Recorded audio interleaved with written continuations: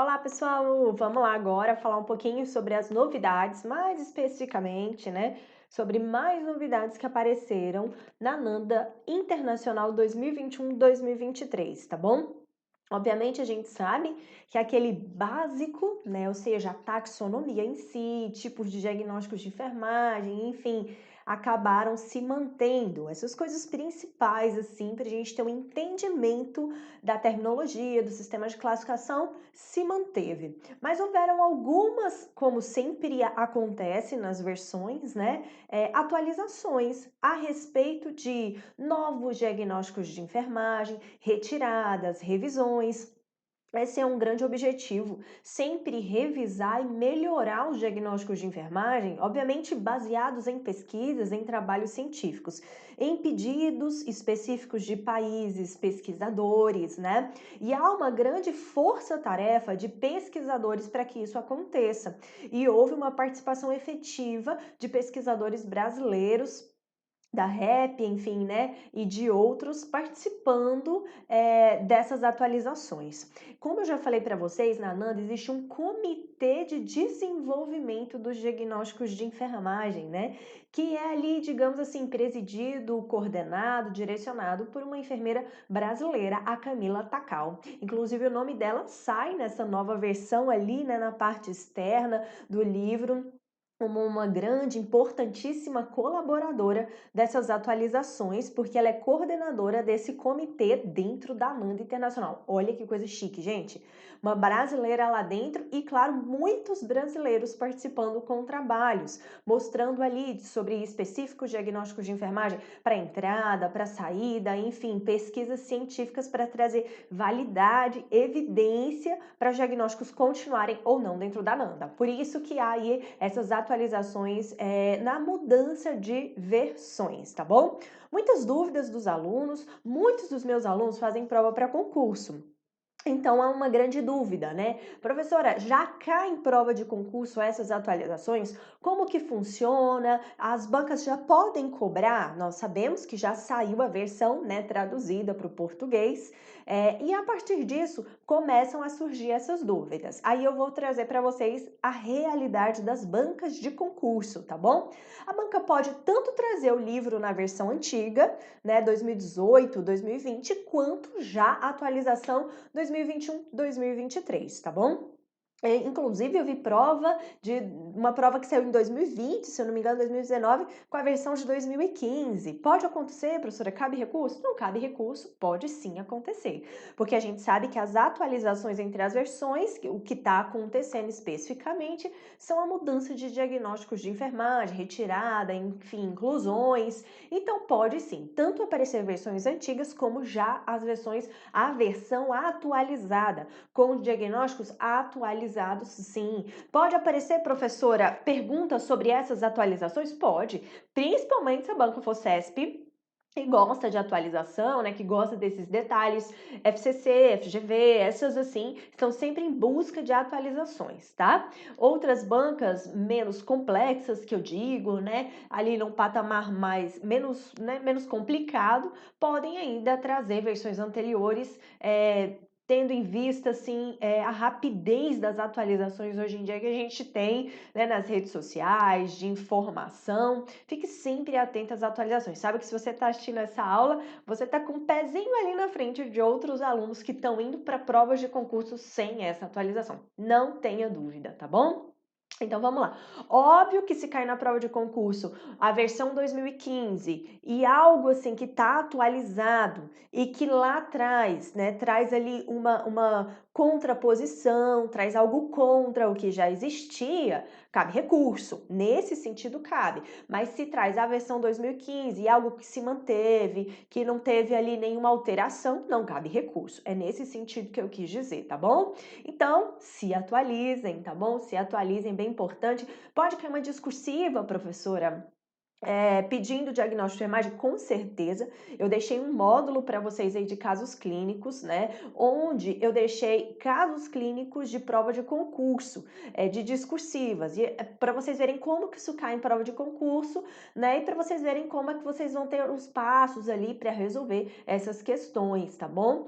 Ou seja, vocês precisam conhecer os principais diagnósticos de enfermagem, no mínimo, né? Mas esse curso vai trazer muito mais para vocês chegarem numa prova discursiva, caso apareça, vocês já tenham lá o título, no mínimo, do diagnóstico de enfermagem na ponta da língua, tá bom? Então vamos nessa, tá bom? A gente vai falar aqui um pouquinho nesse módulo sobre as novidades da NANDA 2021-2023. Lá na parte inicial, né, do livro, você vai ver que ele tem aqui um sumário. O livro em si, ele é dividido em 4 partes atualmente. A parte 1 vai trazer a terminologia da NANDA, informações gerais. Aí lá você vai falar o que tem de novo na edição 2021-2023. Então, de cara, o livro já vai trazer o que tem de novo, tá bom? De cara, sim, tá? O que tá atualizado, o que foi tirado, o que foi colocado, o que foi revisado. Então, vocês vão ver lá um quadro grande assim. E nesse quadro tem vários diagnósticos de enfermagem. Aí em cima tem fator relacionado, característica definidora, definição e um xizinho nos diagnósticos que teve modificação no fator relacionado, na característica definidora. Muitas vezes o título se manteve, mas teve uma ou outra inclusão de um fator relacionado, uma ou outra inclusão de característica definidora, mudança na definição, aí ele é colocado lá com um xizinho, mudança na definição ou mudança no fator relacionado. Esse quadro ajuda a gente a entender um panorama geral dessas atualizações, né? No livro como um todo, tá bom? Então isso a gente já vê de cara na parte inicial do livro. Tem lá algumas considerações internacionais sobre o uso dos diagnósticos da NANDA. Aí na parte 2 tem recomendações para pesquisas que aperfeiçoem a terminologia. Traz ali as ideias de melhorias futuras para a terminologia, traz assim, o que a gente precisa melhorar, o que está previsto para a próxima edição, né? Se eu não me engano, tem 41 diagnósticos que eles ainda querem, tem como prioridade revisar na próxima revisão para ver se eles vão continuar ou não, né? Na próxima versão, enfim, esses anos próximos aí estão sendo todos de grande trabalho também para saber se isso se mantém ou não. Então, as melhorias futuras que eles vão trazer nesse sentido aí, tá? Critérios revisados de níveis de evidências para submissão de diagnósticos. A gente não tinha essa parte, é de certa forma uma novidade, né? Esse tópico aqui dentro do livro. Por quê? Para um diagnóstico entrar dentro do livro, ele precisa ter um nível de evidência mínimo, né? E aí houve uma revisão sobre esses critérios de evidência, como a validade, tipo de pesquisa, enfim. E aqui traz esses critérios para você submeter. Eu posso submeter, professor, um diagnóstico na NANDA? Claro, principalmente se você estiver numa comunidade aí científica, fazendo um mestrado, um doutorado, enfim, uns estudos, pós, enfim. Você pode fazer trabalhos, você vai verificar lá nesse capítulo quais são os critérios, nível de evidência, o tipo de pesquisa que você vai ter que fazer, a população, enfim, né? Como que você vai ter que descrever esse diagnóstico, como vai ser fator relacionado, enfim, tudo isso. E a partir disso você pode submeter lá dentro do próprio site da NANDA, inclusive diagnósticos para a próxima versão. Claro que isso entra para o comitê de desenvolvimento, eles vão discutir, analisar exaustivamente a produção desse novo diagnóstico de enfermagem. E entraram vários brasileiros, inclusive, né, diagnósticos de enfermagem. E aqui ele traz esses critérios bem detalhado, né, com esses níveis de evidência. Eu vou falar um pouquinho mais sobre isso no final dessa aula, tá? Na parte 3, que eu achei bem legal, né, bem interessante, tá mais detalhada, sobre o uso dos diagnósticos da NANDA Internacional. Lá vai ter sobre os fundamentos do diagnóstico de enfermagem, vai falar sobre diagnóstico de enfermagem, uma terminologia internacional, e aí esses 2 capítulozinhos que estão em azul não são capítulos, são subtemas, subtítulos dentro dessa parte maior, né? Vai falar sobre raciocínio clínico, né? Desmistificando, trazendo de uma forma mais detalhada como se fazer um raciocínio clínico, método ali para você fazer um raciocínio clínico para exatamente chegar em bons, acurados, fidedignos diagnósticos de enfermagem. E isso eu trabalho muito aqui nesse curso com vocês, baseado nesses 2 capítulos aqui. Raciocínio clínico da avaliação inicial, desde a coleta de dados até a gente chegar num bom diagnóstico de enfermagem. E aplicação clínica, análise de dados para determinar diagnósticos de enfermagem adequados. Isso aqui é muito legal para quem, professores que estão ali ensinando os alunos, né, na graduação, na pós-graduação, a fazer bons diagnósticos de enfermagem. São 2. Não é grande, viu? É pequeno ali, é bem sucinto, é bem legal, mas que falam bem sobre essa questão de fazer um raciocínio clínico, tá bom?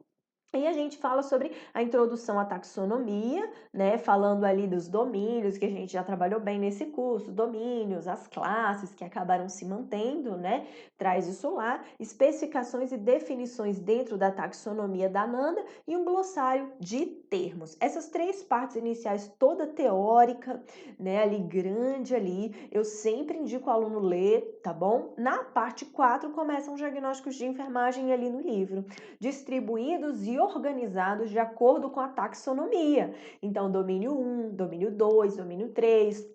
Começa lá, promoção à saúde, né? Todos os domínios, naquela ordem dos domínios, estão os diagnósticos de enfermagem da Nanda Internacional, até o domínio 13, tá bom? Todos os diagnósticos por página na parte 4, legal? E aí tiveram informações acrescentadas, inclusive sobre a coleta de dados, lá colocada como avaliação inicial, o detalhamento de como a gente tem que fazer naquela parte de avaliação inicial, né? Explicando as 5 etapas, como que é uma boa avaliação inicial, como que a gente poderia ali trazer um modelo de um instrumento de enfermagem bacana, ele traz um modelo ali de Marjorie Gordon, inclusive, uma aplicação de um instrumento de enfermagem, né? Eu coloquei isso também aqui nesse curso para vocês, um instrumento de enfermagem direcionado. Quando você tem esse bom instrumento direcionado, você vai para um bom raciocínio diagnóstico, a gente falou disso.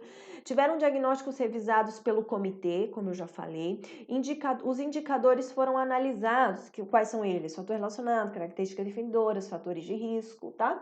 Falamos sobre nível de evidência para submissão e o capítulo de raciocínio clínico, tá bom? Uma coisa que eu vou falar nessa aula ainda, que entrou, né, mais detalhadamente, foi o modelo de 3 pilares da prática de enfermagem de Kamitsuru, uma, claro, das autoras do livro da Nanda, você também viu o nome dela ali na parte externa do livro, na parte interna também, e nas versões anteriores, né, eu acho que a pronúncia é Shigemi Kamitsuru, tá bom? Eu acho que é Kamitsuru. Vou falar ainda nessa aula sobre o modelo dos 3 pilares para vocês também, tá bom? Para quem está estudando para concurso, é uma atualização que eu acho a cara de prova de concurso. Não sei porquê, mas aí eu vejo isso caindo em prova de concurso, tá bom? Então, eu vou falar disso aí para vocês também, tá? Eu quero indicar para vocês o site da Nanda, tá bom? nanda.org. O site teve uma repaginada aí no último ano, tá bom? Essa repaginada bem legal aqui, a professora Alba Lúcia, aqui do Brasil, né? Não só ela, mas a gente tem a participação de outros brasileiros, tá? Nesse grande grupo, nesse grande comitê de estudiosos lá da Nanda. Dentro do site da Nanda, você agora tem ali ofertas educacionais, enfim, publicações, você consegue se juntar e ser um membro da Nanda, tá bom? Então, bem legal aí essa parte. Eu indico entrar nesse site com certeza. Então, vamos lá. Falando da taxonomia, a gente sabe, continua 3 domínios, 47 classes. Tivemos, então, 46 novos diagnósticos de enfermagem. Vamos ler eles aqui.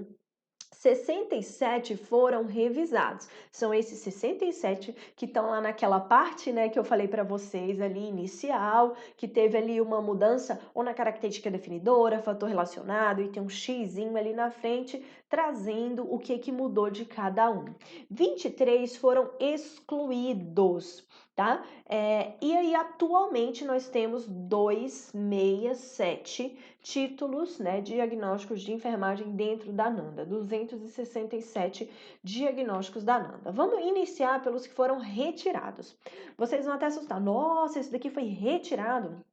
O diagnóstico foi retirado, mas muitas vezes o título dele foi modificado, ou seja, ele passa por uma revisão, foi visto que é melhor mudar o foco desse diagnóstico e ser usado um outro foco, né? Então, foram retirados, mas muitas vezes se modifica para um outro título mais apropriado. Vamos ver aqui quais foram eles. Nós temos a manutenção ineficaz da saúde, inclusive foi um diagnóstico que foi modificado ali o seu título, né? Trazendo a questão da autogestão, controle ineficaz da saúde, da mesma forma, trazendo a questão, né, dessa gestão, dessa autogestão, disposição para controle da saúde melhorado e controle da saúde familiar ineficaz. Esses diagnósticos aqui, né, do domínio 1 de promoção da saúde, foram retirados e vocês vão ver que alguns deles, na verdade, foram mudados os seus títulos, tá? Padrão ineficaz de alimentação do lactente. O que aconteceu com esse diagnóstico de enfermagem é que, como eu falei para vocês, ele também mudou o título, né, para sucção deglutição. Ele foi removido especificamente porque a frase padrão de alimentação, quando ela é traduzida do inglês para outras línguas, português, japonês, alemão, ela pode trazer ali uma ambiguidade, ela pode ser enganosa, inadequada, trazer uma interpretação errada do ato de se alimentar. Olha que detalhe, né? Em oposição à capacidade de uma criança de sugar ou de coordenar a sucção. Então mudou o título desse diagnóstico de enfermagem, né, para resposta ineficaz de sucção, deglutição infantil. É uma resposta relacionada à sucção, deglutição e não trazendo uma ambiguidade ali no padrão de alimentação, né? De como ele se alimenta, enfim, né? Não sei se deu para entender direitinho. Eles sempre fazem essa análise de como fica uma tradução. Então, esse título aqui acabou sendo modificado. Da mesma forma, a gente tem aqui o risco de síndrome do desequilíbrio metabólico. O risco de síndrome do desequilíbrio metabólico mudou, a gente vai ver lá, mudou o título também, e ele mudou porque eles viram, né, os especialistas lá em conteúdo, fizeram as revisões e eles encontraram um termozinho mais apropriado, uma coisa melhorzinha para colocar ali para descrever o foco do diagnóstico de enfermagem. Qual que é o foco aqui? Desequilíbrio metabólico. Então, eles mudaram aqui esse foco para trazer mais clareza para a definição, mais clareza para a causa, enfim. Aí a gente tem aqui, ó, a incontinência urinária funcional, que muda de nome, a incontinência urinária por transbordamento, a incontinência urinária reflexa, né? A incontinência intestinal, inclusive, muda de título também, né? Que muda só um pouquinho essa parte do título deles, tá? E aí, o que eles observaram aqui? Na incontinência urinária reflexa, eles não acharam fatores relacionados que a gente consiga modificar de forma independente, tá bom? Não conseguiram achar, então acaba saindo. A incontinência urinária por transbordamento saiu por quê? Porque eles viram que isso aqui, na verdade, é uma característica definidora de retenção urinária. Então, não é um diagnóstico de enfermagem, né? Ter esse transbordamento, uma incontinência de transbordamento, acaba que é uma característica definidora. Então, sai também, tá bom? Cada umzinho aqui tem um motivo, né? Aí a gente tem aqui intolerância à atividade, risco de intolerância à atividade. Eles foram retirados, especificamente esses dois, para permitir a criação de rótulos que incorporassem um julgamento. Então sai aqui intolerância à atividade, risco de intolerância à atividade e entra lá diminuição da tolerância à atividade, risco para diminuição da tolerância à atividade, ou seja, trazer um julgamento dentro desses títulos aqui, né? No caso, a diminuição, né? Aí sai também manutenção do lar prejudicada, o pesar complicado, risco de pesar complicado, a gente vai ver que muda aqui esse termo, né? Pesar. Isso aqui vai mudar, né? Para o luto desadaptativo, adaptativo, tá? Capacidade intracraniana diminuída, da mesma forma aqui que a incontinência urinária reflexa, eles não encontraram lá fatores relacionados que a gente consiga modificar. O enfermeiro ele não consegue, até então, né, não tem trabalhos que evidenciam causas, né, fatores relacionados causas que a gente consiga intervir de forma independente, tá bom? Enquanto enfermeiros. E a gente tem ainda lá o risco de queda, risco de lesão por pressão. Esses aqui a gente viu, né, que vai entrar ali um sujeito na frente, né? Ele vai ser melhor detalhado, né, no idoso, enfim, né? O risco de queda da mesma forma sai, mas entram mais detalhados.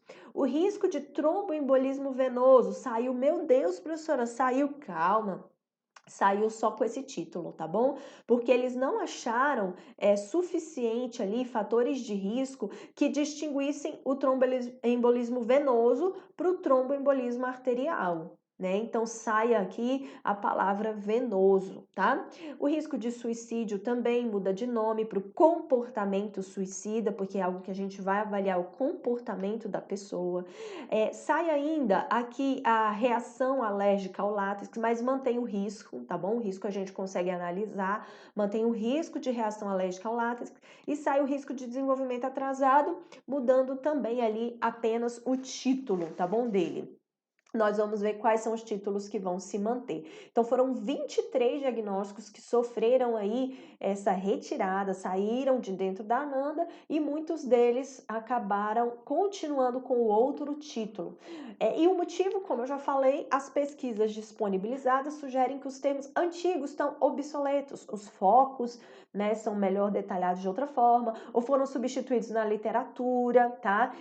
Ausência de fator relacionado modificável, como eu falei, por intervenções independentes de enfermagem, é o caso lá da incontinência urinária reflexa, da diminuição da capacidade adaptativa intracraniana, tá bom?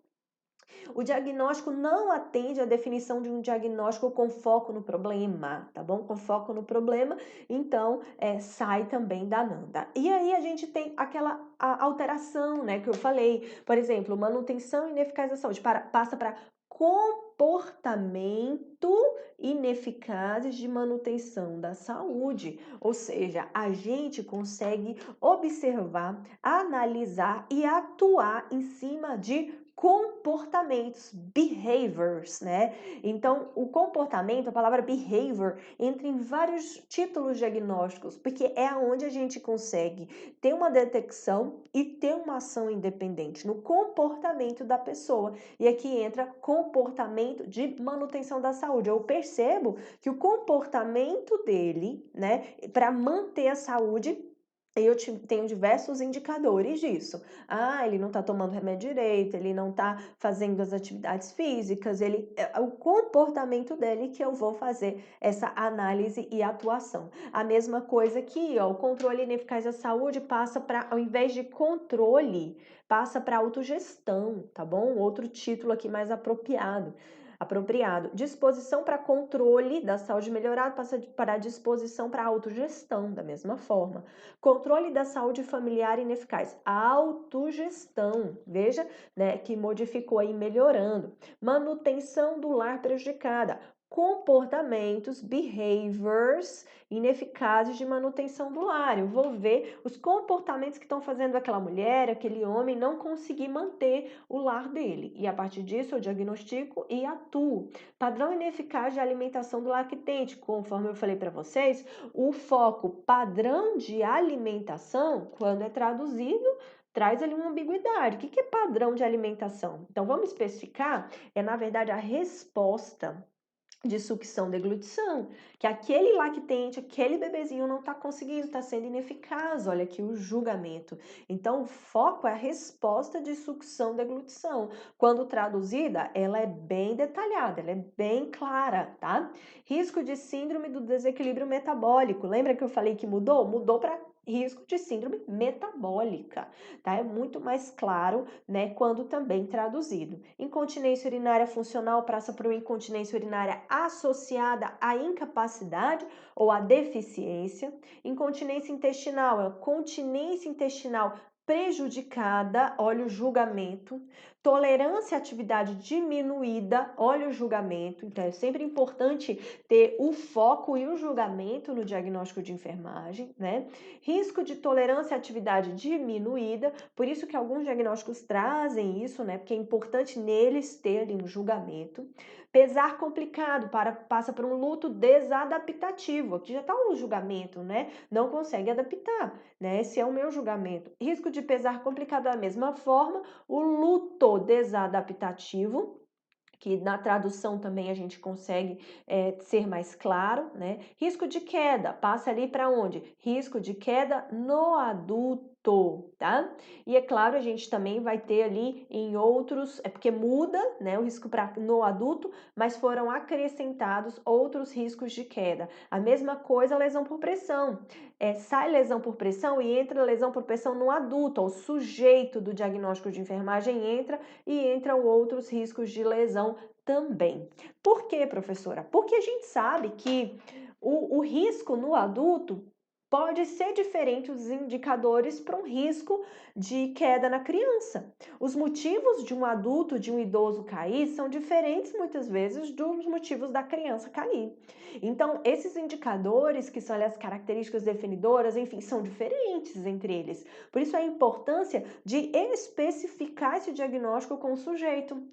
Porque a especificação com o sujeito traz ali causas, evidências diferentes, né? O motivo da criança cair pode ser diferente do motivo do idoso cair. O motivo, as evidências de uma criança que cai diferente ali dos fatores de risco, fatores de riscos do idoso, tá? A mesma forma a lesão por pressão, tá bom? Então tem essa especificação em sujeitos diferentes. Aí passa ali o comportamento suicida, o behavior, que é o que a gente vai observar, né, o risco do suicídio em si, mas do comportamento, a pessoa chega lá e fala para você que tem ideação, que anda pensando há tanto tempo, que já tem instrumentos para isso. Então, o comportamento dela, ansiedade, o olhar, você vai percebendo e aí a partir disso que consegue diagnosticar do comportamento dela. Risco de desenvolvimento atrasado passa para risco de desenvolvimento atrasado da criança, né? E aí alguns foram incluídos, né? Muitos foram incluídos. O risco de tentativa de fuga, disposição por engajamento em exercícios melhorado, comportamentos ineficazes de manutenção da saúde, autogestão ineficaz, disposição para autogestão melhorada, autogestão da saúde familiar, comportamentos ineficazes de manutenção do lar, risco de comportamentos ineficazes de manutenção do lar, o comportamento e o risco, disposição para comportamentos melhorados de manutenção do lar. Perceberam o tanto de comportamento que aparece, né? Dentro do domínio nutrição, entrou a resposta ineficaz, como eu falei, de sucção, deglutição, e o risco de síndrome metabólica. Esses dois aqui foram, na verdade, alterações, né? Na eliminação e troca entra incontinência urinária associada a incapacidade ou deficiência, incontinência urinária mista, risco de retenção urinária. Então, retenção urinária se mantém, e eles perceberam que o enfermeiro também consegue detectar o risco de retenção urinária, um paciente pré-operatório, que na cirurgia anterior teve retenção urinária. Então, a gente consegue detectar o risco dessa retenção, é possível que ele tenha risco, ele tem fatores de risco para ter retenção, e eu consigo ter atuação para que ele não venha a ter retenção urinária no pós-operatório. Então, se a gente detecta a retenção, nesse caso a gente também consegue detectar o risco para intervir antes. Continência intestinal prejudicada, trazendo ali o julgamento. Entra ainda no domínio, atividade, repouso, tolerância à atividade diminuída, risco de tolerância à atividade diminuída, risco de função cardiovascular prejudicada, autogestão ineficaz do linfedema, risco de autogestão ineficaz do linfedema, risco de trombose, lembra, né? Risco de disfuncional do desmame ventilatório do adulto. Olha que interessante. De percepção entre distúrbio no processo de pensamento, em papéis e relacionamentos, síndrome de distúrbio da identidade familiar. Risco de síndrome de distúrbio da identidade familiar. Luto desadaptativo, risco de luto desadaptativo, disposição para o luto melhorado, No domínio de segurança e proteção, onde a gente teve mais inclusão de diagnósticos de enfermagem. Olha esse, autogestão ineficaz do ressecamento ocular.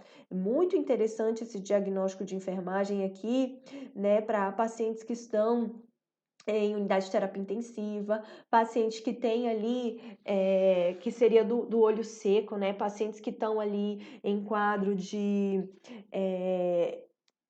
UTI mesmo, né? Eles estão ali em coma, enfim, e precisam dessa manutenção para que não haja um ressecamento ocular. Então, é bem interessante para quadros de terapia intensiva. Aí, olha a queda. A gente agora vai ter queda no adulto, queda na criança. Queda no adulto, queda na criança, porque temos fatores de risco diferentes. Lesão do complexo auréolo mamilar, muito legal para quem trabalha aí, né, na área de obstetrícia, na área de pediatria. Risco de lesão do complexo auréolo mamilar. A gente vai tanto detectar lesão e atuar com as nossas técnicas, enfim, quanto o risco dessa mamãe ter lesão. Aí, pressão, lesão por pressão no adulto, lesão por pressão na criança, lesão por pressão neonatal, tá bom? Então, lesão por pressão no adulto, na criança, neonatal. E todos os riscos, né? No risco no adulto, risco na criança e risco neonatal. Porque temos, obviamente, aqui fatores de risco, características definidoras diferentes para esses três sujeitos aqui.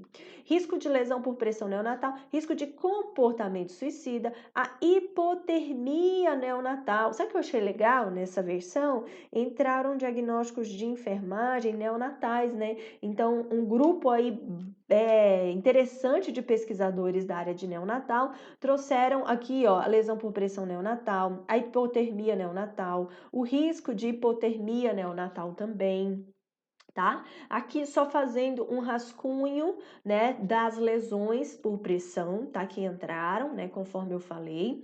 E ainda, né, falando desses diagnósticos da área de neonatal, entraram também da área de lactente, né?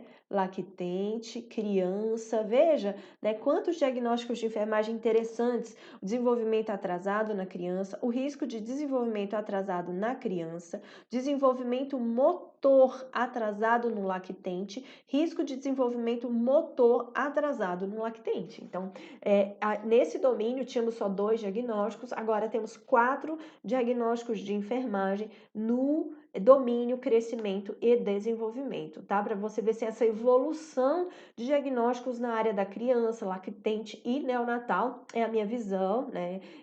Que pode cair em prova de concurso muitas vezes nesse sentido.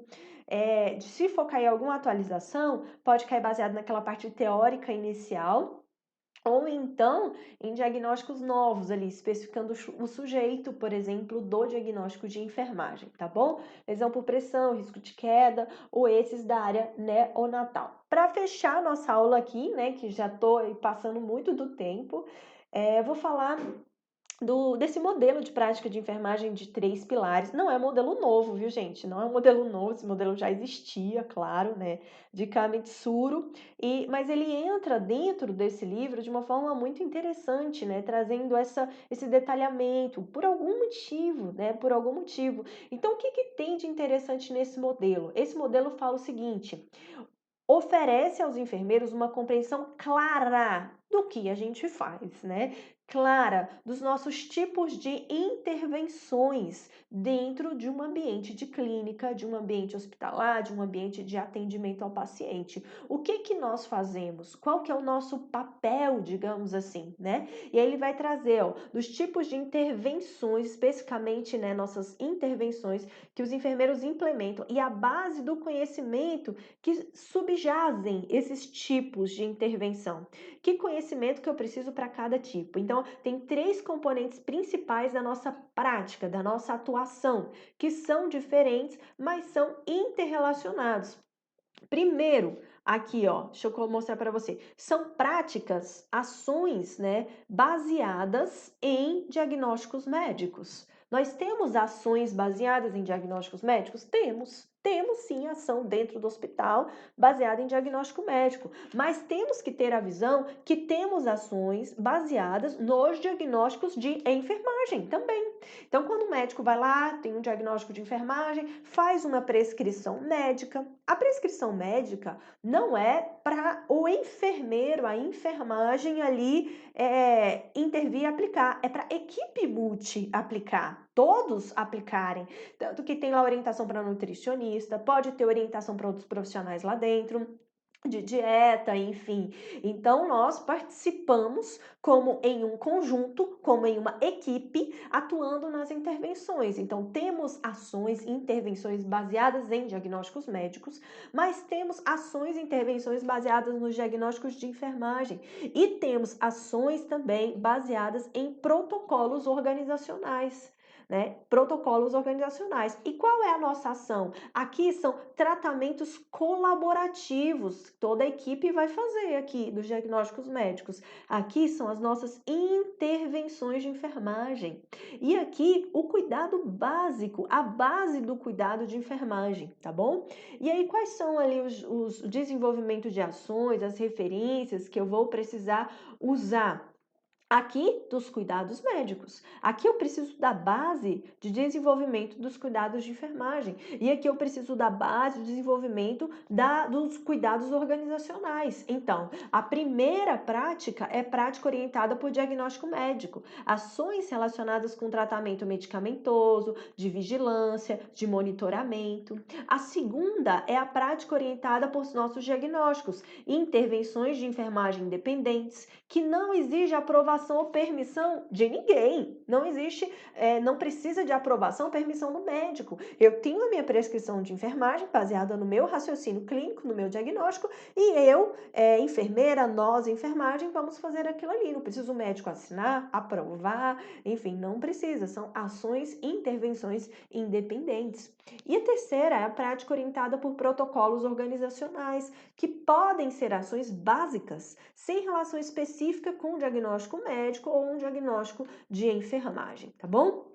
E para fechar, esse aqui é o modelo, tá bom? De prática de enfermagem de 3 pilares. Nós temos 3 pilares. A gente vê em muitos hospitais uma prática só naquela parte inicial, né? De enfermagem, só naquele modelo ali inicial do diagnóstico médico, né? E o enfermeiro fica só naquilo, como se ele fosse submisso, ou como se a enfermagem é submissa, isso é aquilo só que a enfermagem faz, né? Como se a enfermagem fosse ali um patamar inferior e tivesse que atuar só naquela linha. Não, nós somos ali em conjunto, uma equipe em conjunta que atua com outros profissionais, então é colaborativo, né? Não é de submissão, é colaborativo. E nós temos os outros pilares também. Nós temos que ter ação baseada nos nossos diagnósticos de enfermagem independentes. Para isso trazer, né, o que de fato nós somos e o que nós devemos fazer dentro do ambiente hospitalar.